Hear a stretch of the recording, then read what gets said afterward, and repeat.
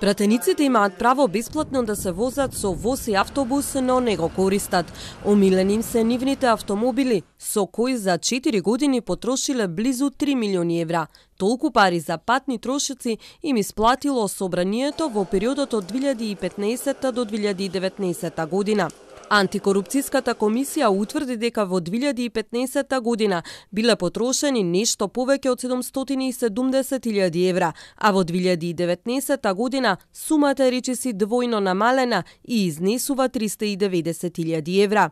Сумата е намалена бидејќи се намали износот што пратениците го добиваат за патни трошоци, но од друга страна сега се зголеми бројот на пратениците кои одлучиле да добијат пари за закуп на стан.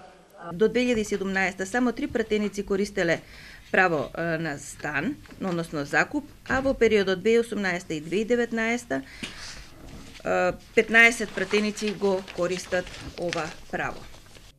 Во изминатите 4 години, 23 пратеници имале сопствени станови или станови на име на членови од нивното потесно семејство, лоцирани во Скопје, но сепак добивале пари за патни трошоци. Збунува и можноста што им се остава на пратениците, ако имаат стан помало од 80 метри квадратни во Скопје, сепак да може да добијат пари за закуп на стан.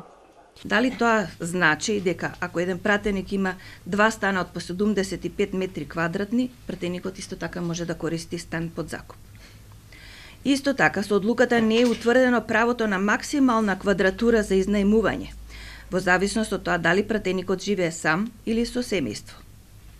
Од договорите за закуп кои ни беа доставени, видно е дека за различна квадратура се плаќа ист износ, например, без разлика на местото на локацијата и местото на површината на станот, сите подеднакво земаат по 400 евра надомест, плюс 100 евра надомест за режиски трошоци.